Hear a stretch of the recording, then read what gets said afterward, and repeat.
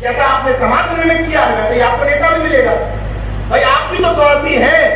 आप में से कितने लोग ऐसे हैं जिनको चिंता है कि नेशनल जनमत चल कैसे रहा है। मुझे कतई गलतफहमी नहीं है, मुझे कतई घमंड नहीं है। जिस दिन सरकार मेरे खिलाफ निगाह टेढ़ी करेगी मुझे कोई नहीं बचा, कोई गलतफहमी नहीं है मुझे। सारे संबंध, सारी नेटवर्किंग सब धरी के धरी रह जाएगी। मेरे अपने सगे संबंधी जो सरकार में मौजूद जगह पर है कहीं मैं जानता ही नहीं। फिर भी काम पता क्यों करना है? जब सारा ये सम्मान लूंगा तो जेल जाने के लिए कौन दूसरा आएगा क्या? नहीं तो रहूंगा।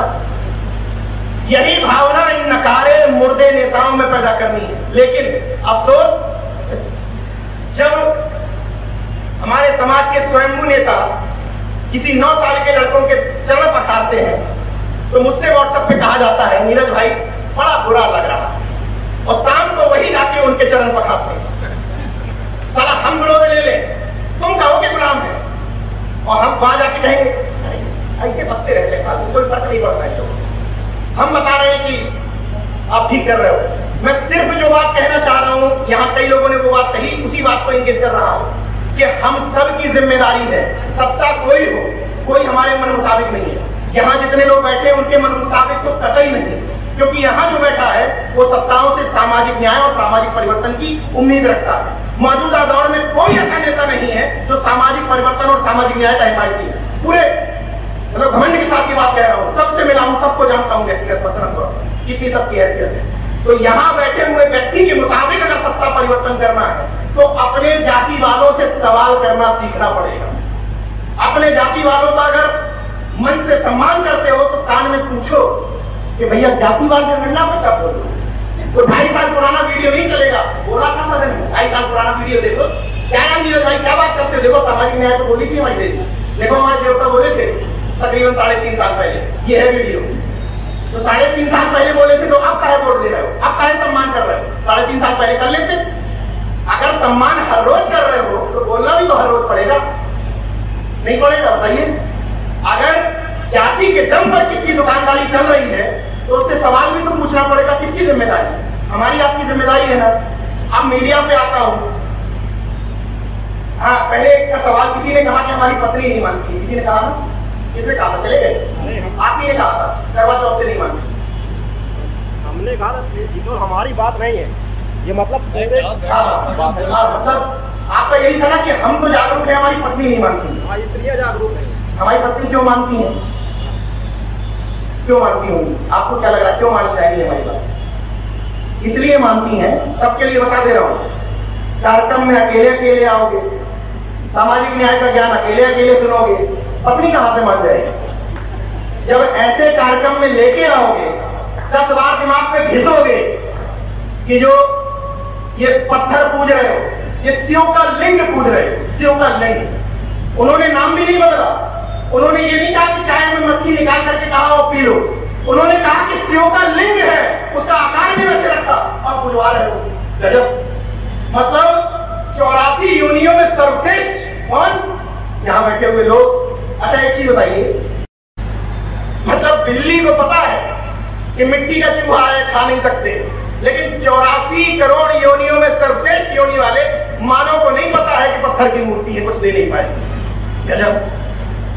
तो अनुरोध ये है, बिल्कुल मानेंगे। हमारी पत्नी कोई अलग से थोड़ी पैदा हुई थी, इसी सिस्टम में, इसी समाज में पैदा हुई, और हम भी इसी सिस्टम, इसी समाज में पैदा हुए थे। संघ में अल्पकालीन विस्तारक रह चुके हैं। सरस्वती विद्या मंदिर में पढ़ते थे, जो स्कूल के प्रधानमंत्री प्रधानाचार्य के साथ में बैठ के प्रार्थना करवाया करते थे। जब इलाहाबाद यूनिवर्सिटी पढ़ने आए तो पहली बार समझ में आया कि साला ओबीसी है। जब ये बताया गया कि आज तो नीरज भाई छात्र संघ भवन पे खड़े हो ले रहे हो, अगर यही स्थिति 5-6 साल बाद होती तो कैसे कस रहे, कैसे खड़ा रही है? सही बोल रहे हैं ना? तब समझ में आया कि साला ओबीसी है। जब दिल्ली पहुंचे पढ़ने के लिए, मास कम्युनिकेशन करने, जेएनयू का माहौल मिला, तब पता चला रहे ओबीसी नहीं यार, हम तो बहुजन है। अभी तो गलतफहमी नहीं थे। वहीं जाके राम स्वरूप वर्मा को पढ़ा, वहीं जाके ललई यादव को पढ़ा, वहीं जाके रामेश्वर दयाल सक्सेना को पढ़ा, वहीं जाकर के चौरसिया जी को पढ़ा, वहीं जाकर के कर्पूरी ठाकुर को जाने। तब समझ में आया कि साला ये तो सब हमारे महापुरुष हैं, हम तो अभी गलतफहमी में थे कि ये इनके हैं। तो सिर्फ एक अनुरोध है, इसको टिप्पणी मत मानिएगा, अनुरोध है, सुझाव है, और मेरा प्रैक्टिकल है कि सब लोग जिनकी पत्नियां नहीं मानती, भाई कब तक ऐसे कार्यक्रम में बैठे बैठे बोर होंगे? दिमाग में घुसेगा? नहीं घुसेगा, बताइए। 5 बार कार्यक्रम में लेके आओ, 6वीं बार न परिवर्तन दिखे तो मेरा नाम बदल देना, स्टाम्प पे लिख के दे रहा हूं, स्टाम्प पे लिखवा दो मुझसे। हमने अपनी पत्नी को कैसे बदला?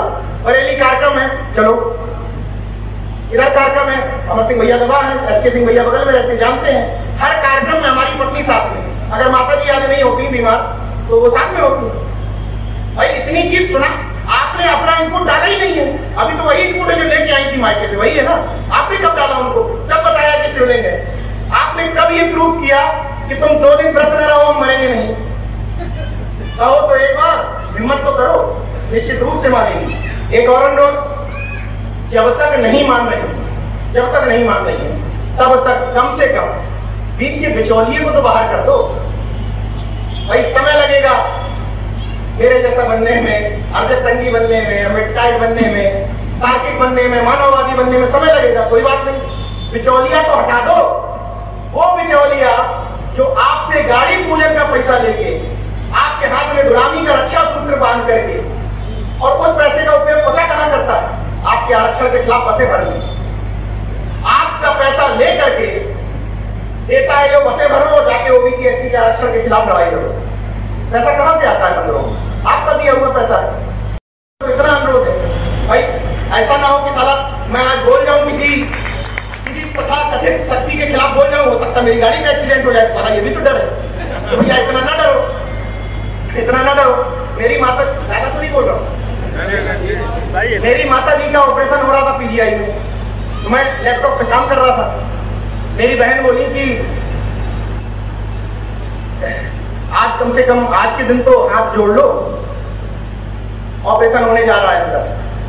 तो हमने कहा कि एक काम करते हैं, तो मम्मी को ले चलो उड़ई में, हमारे घर के बगल में टिड़ेश्वरी मंदिर है, वहीं एडमिट करवा दो मंदिर में, देवी जी के नीचे रहेंगे, ऑपरेशन ठीक हो जाएगा।